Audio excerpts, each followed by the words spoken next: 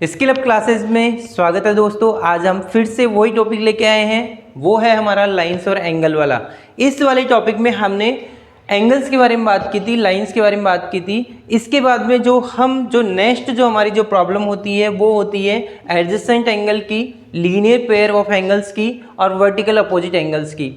इसको लेके आए हैं जो विदिन हम कुछ मिनटों में या कुछ सेकंडों में हम इनके बारे में जानेंगे। तो आ जाइए मेरे पास और देखिए, ये आपको दिखाई दे रहा है, क्या दिखाई दे रहा है आपको? ये आपको दिखाई दे रहा होगा कि यहां पर ये वन लाइन तो ये है, सेकंड लाइन ये है, थर्ड लाइन ये है। सपोज दैट हमारे पास ये वाला जो एंगल है, ये वाला जो एंगल है, इसमें एक एंगल तो ये बन रहा है और दूसरा एंगल कौन सा बन रहा है? ये वाला। और इसमें पॉइंट ले लेते हैं अपन ए, और इसमें पॉइंट लेते हैं हम बी, और थर्ड पॉइंट लेते हैं हम सी। आपको यहाँ अच्छे से दिखाई दे रहा होगा जो पॉइंट ए है, पॉइंट ए है, तो यहाँ ओ ए हमारे पास एक लाइन बन गई, दूसरी लाइन है हमारे पास ओ सी, और थर्ड लाइन है हमारे पास ओ बी। एक चीज़ और समझ में आ रही होगी आपको, जो हमारे पास जो ओ बी लाइन है वो इस एंगल और इस वाली जो दोनों की दोनों में ओ ए और ओ सी में दोनों में क्या है? कॉमन है। लेकिन एक चीज़ नोट करना आप, जो हमारे पास जो ओ बी है इसका जो एंगल है, सपोज दैट ये वाला एंगल क्या होगा देख लेते हैं हम। इस वाले एंगल को हम इस तरीके से लिख सकते हैं कि एंगल कौन सा? A O B, angle A O B. कौन सा एंगल हो गया? Angle A O B. कौन सा एंगल है ये वाला, ये वाला एंगल हो गया हमारे पास ए ओ बी। और दूसरा एंगल कौन सा है हमारे पास? बी ओ सी। कौन सा है हमारे पास? Angle of B O C, angle of B O C. इन दोनों को अगर ऐड करें तो क्या हमारे पास ए ओ सी मिल रहा है क्या? क्योंकि इन दोनों का सम ही तो है, तो हमें हमारे पास क्या मिलेगा? इन दोनों को सम करेंगे हम तो हमारे पास जो न्यू एंगल मिलेगा वो ए ओ सी मिलेगा। कौन सा मिलेगा? ए ओ सी। आया? अगर ऐसी कंडीशन अगर फॉलो हो रही है, अगर किसी भी एंगल्स में अगर इस तरीके की कंडीशन फॉलो हो रही है तो उसको बोलेंगे हम एडजेसेंट एंगल। अब इसकी डेफिनेशन देख लें। चलो डेफिनेशन देखते हैं। If two angles are adjacent, अगर दो एंगल हैं वो हमारे एडजेसेंट एंगल कहलाते हैं अगर उनका sum always equal to the angle form by the two non common arms. देखो ये दोनों, एक तो ओ ए और एक कौन सी है? ओ सी है। ये कॉमन आर्म्स नहीं है, और इनसे अगर हमारे पास जो एंगल बन रहा है और उसका सम की बात कर रहे हैं तो वो जो दोनों एंगल हैं वो दोनों के एंगल कौन से होंगे? हमारे एडजेसेंट एंगल। तो मुझे लगता है कि एडजेसेंट से रिलेटेड आपकी कोई समस्या होगी नहीं।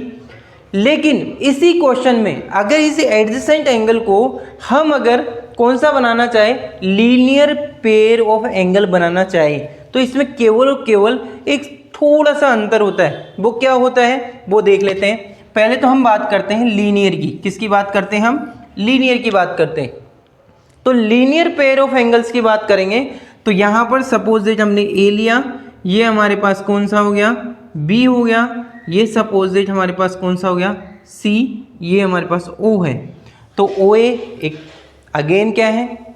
लाइन है। ओ बी भी एक लाइन है और ओ सी भी क्या है? लाइन है। यहाँ पर ओ सी है वो कॉमन है, और ये ओ ए और ओ बी है दोनों कॉमन नहीं है। अगर हम इसकी बात करें, क्या ये दोनों एंगल्स का सम क्या ए ओ सी के इक्वल होगा? बिल्कुल होगा। क्यों होगा? क्योंकि यहाँ से इस वाले का सम और इस वाले का सम, इन दोनों सम के इक्वली तो हमारे पास ये वाला सम है। देख लेते कैसे। देखो ये हम बात कर रहे हैं जब बी ओ सी के बारे में, तो हमारे पास क्या मिलेगा? बी ओ सी और एंगल ऑफ कौन सा? सी ओ ए, और इन दोनों का सम करें तो हमारे पास क्या मिल रहा है? ए ओ बी। देखो आप दिखाई दे रहा है ए ओ बी। ये जो एंगल पूरा दिखाई दे रहा है वो हमारे पास कौन सा हो गया? ए ओ बी। लेकिन आप बोलोगे कि सर ये वाली डेफिनेशन तो इसकी डेफिनेशन थी एडजेसेंट एंगल की, इन दोनों में डिफरेंट है क्या? इन दोनों में एक माइनर सा जो डिफरेंट है, या उसको आप मेजर डिफरेंस मान सकते हो, वो क्या है कि इन दोनों का सम किसके इक्वल आना चाहिए, 180 डिग्री के। अगर ये लीनियर का मतलब ही ये होता है कि अगर वो स्ट्रेट लाइन में अगर एंगल बना रहा है तो उसको बोलेंगे हम क्या, लीनियर पेयर ऑफ एंगल।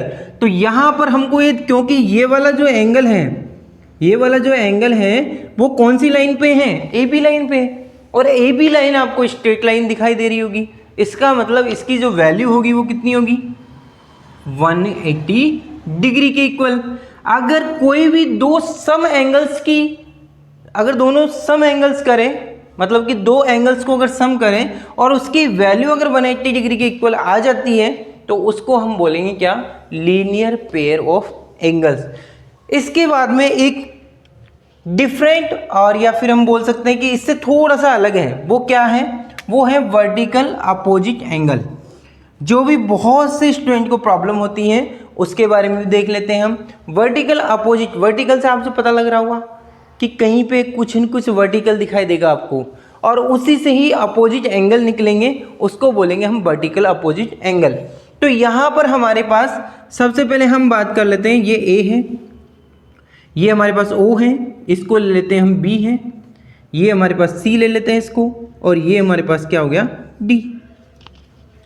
तो हमारे पास लाइन कौन सी मिली, ओ एक लाइन बन गई, ओ बी भी लाइन है, ओ सी भी लाइन है, ओ डी भी लाइन है, और बी डी भी लाइन है, और ए सी भी लाइन है। आपको मैंने बताया था कि ए बी बी सी इसको किस तरीके से लाइन को डिनोट करते हैं।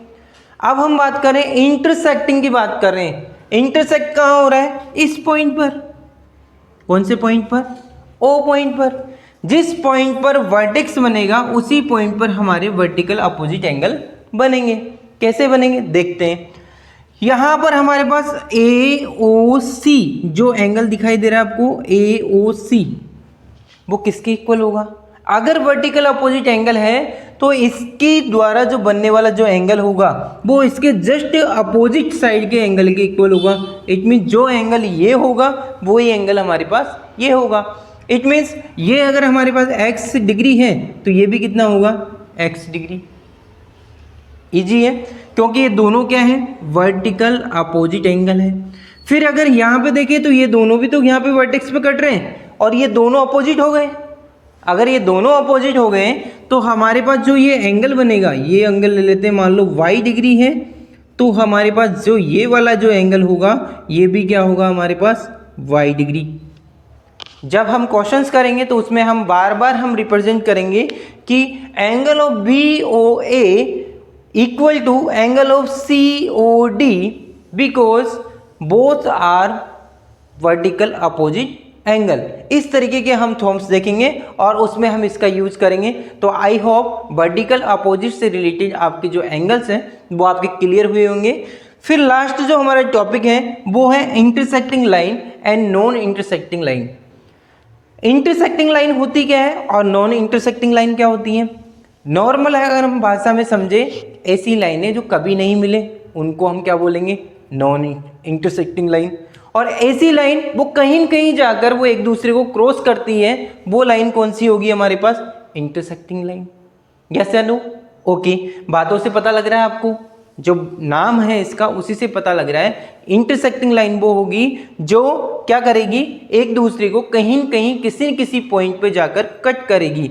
तो यहाँ पर हम ले लेते हैं, सपोज दैट हमारे पास ये ए बी एक लाइन है और एक हमारे पास यहाँ ले लेते हैं हम सी और डी, सी डी भी एक लाइन है। जहाँ पर जिस पॉइंट पर एक दूसरे को कट कर रही है ये वर्टेक्स बन रहा है।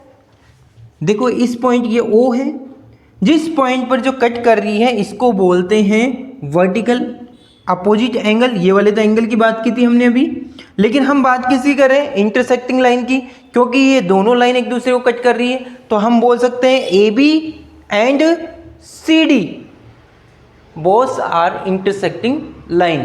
तो हम इसके बारे में इस तरीके से रिप्रेजेंट कर सकते हैं। अब इसी का ही जो नेक्स्ट है वो क्या है हमारे पास, पैरेलल लाइन। पैरेलल लाइन हम किसको बोलेंगे, ऐसी लाइन या नॉन इंटरसेक्टिंग लाइन बोल सकते हैं। ऐसी लाइन जिनके बीच में हमेशा जो गैप दिखाई देगा आपको, जो लेंथ दिखाई देगी या डिस्टेंस दिखाई देगी, वो सेम दिखाई देगी आपको, चाहे उसको कितना भी हम लार्ज करें, हमेशा दोनों लाइन एक सिंगल डायरेक्शन में आपको दिखाई देगी और एक सेम डिस्टेंस को कवर करेगी। या हम बोल सकते हैं ऐसी दो लाइन जो कभी नहीं मिलेगी, उन लाइन को हम बोलते हैं नॉन इंटरसेक्टिंग लाइन।